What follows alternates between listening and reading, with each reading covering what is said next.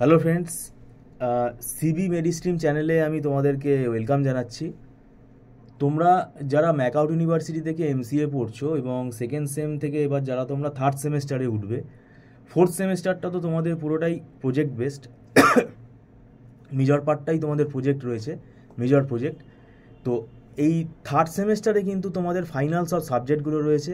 Third semester খুবই vital. খুব সম্ভবত দুটো তোমাদের ইলেকটিভ নিতে হতে পারে, আর তিনটে কম্পালসারি পেপার রয়েছে, যেমন সফটওয়্যার ইঞ্জিনিয়ারিং অ্যান্ড ইউএমএল এই একটা সাবজেক্ট রয়েছে, আর্টিফিশিয়াল ইন্টেলিজেন্স রয়েছে, আর design and analysis of algorithm রয়েছে। এই তিনটে যে পেপার রয়েছে, এই তিনটে পেপারের লোড কিন্তু অনেক বেশি। বিশেষ করে আর্টিফিশিয়াল ইন্টেলিজেন্সের মধ্যে তো পুরোটাই তোমার অ্যালগোরিদম এবং নিউমেরিক্যাল কোয়েশ্চেন আসে।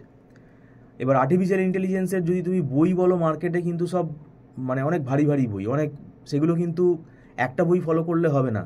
যেমন আর্টিফিশিয়াল ইন্টেলিজেন্সের জন্য দুটো বই তো ফলো করতেই হবে, কিন্তু দুটো বই দেখবে এত মোটা বই, সেটা স্টুডেন্টের পক্ষে কিন্তু বোঝা খুবই ডিফিকাল্ট।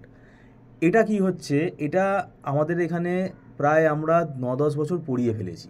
তো আমাদের এখানে দীর্ঘদিন পড়িয়ে পড়িয়ে আমাদের কি হচ্ছে, আমাদের একটা হাতে লেখা নোটস আছে, যেটা আমরা নিজেরা হাতে লিখে তৈরি করেছি।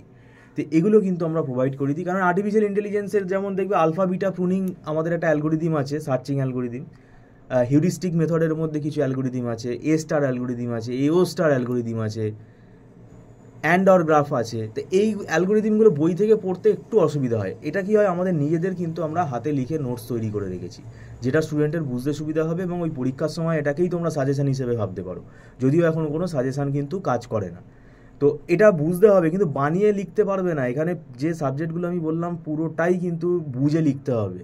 সফটওয়্যার ইঞ্জিনিয়ারিংয়ের মধ্যেও কিন্তু অঙ্ক আছে, প্রোগ্রামিং আছে, এখানে কিন্তু বিভিন্ন কেস স্টাডিজ বেস কোয়েশ্চেন দেয়। ইউএমএল এর মধ্যে পুরোটাই ড্রয়িংগুলো শিখতে হবে। একটা কেস স্টাডিজ দিয়ে দেবে, তোমাকে ড্রয়িংটা এঁকে দেখাতে হবে।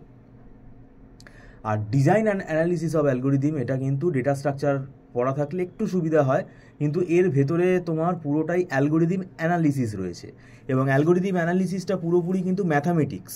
তাই design and analysis of algorithm এই সাবজেক্টটা পুরোটাই কিন্তু ম্যাথামেটিক্স বেসড।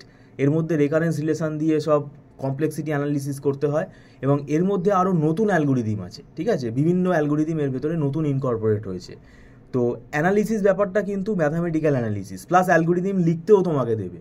অনেকগুলো অ্যালগোরিদম আছে, তো এত অ্যালগোরিদম, তুমি প্রায় 30-32টা অ্যালগোরিদম আছে, তো এত অ্যালগোরিদম তুমি পরীক্ষায় মানে পরীক্ষার 3 মাস আগে 2 মাস আগে পড়লে কিন্তু কমপ্লিট করতে পারবে না। আর আজকে তুমি অ্যালগোরিদমটা মুখস্থ করবে, তুমি কালকে ভুলে যাবে, তো সেটার তো কোনো মানে হয় না। এছাড়া আরও দুটো ইলেকটিভ আছে, সেই ইলেকটিভটা আমি এখন বলতে পারছি না, সেটা কলেজের ওপর ডিপেন্ড করছে। সেটা আমাদেরকে তোমরা জানাবে, তোমাদেরকে কলেজ থেকে কি ইলেকটিভ দিচ্ছে। তো ইলেকটিভ যেটা দেবে সেই ইলেকটিভটা আমরা দেখতে হবে, সেটা আমাদের স্পেশালাইজেশনের মধ্যে আছে কি না, কারণ এটা কলেজের ওপর ডিপেন্ড করছে। ঠিক আছে, তো যাই হোক, তোমাদেরকে আমি বলে রাখছি, মোটামুটিভাবে আমরা পিএইচপিটা করাই, ওয়েব এনাবেল জাভা যেটা J2E সেটা আমরা করাই, advance Java, data mining, data warehousing এটাও আমরা করাই, গ্রাফ থিওরিও আমরা পড়াই। তো এইগুলো মোটামুটি তোমাদেরকে আমি বলে রাখলাম। মেশিন লার্নিংও আমরা পড়াই। তো যদি তোমরা মনে করো যে টিউশনের জন্য আগ্রহী, তোমরা আমাদের সাথে যোগাযোগ করতে পারো, এবং আমাদের মান্থলি ফিস সিস্টেমে ক্লাস হয়। এটা প্রতি মাসে অ্যাডভান্স পেমেন্ট করে স্টুডেন্টরা ক্লাস করে, এবং এটা নট রিফান্ডেবল। আর ছোটো ছোটো ব্যাচে ক্লাস হয়। আর পড়ানোর পাশাপাশি আমরা তো বললাম আমাদের একটা নোটস আছে, সেই নোটস আমরা প্রোভাইড করে দিই স্টুডেন্টদেরকে। যাই হোক, ভিডিওটা সম্পূর্ণ জায়গা দেখার জন্য তোমাদেরকে আমি আবার ধন্যবাদ জানাচ্ছি। Thank you so much.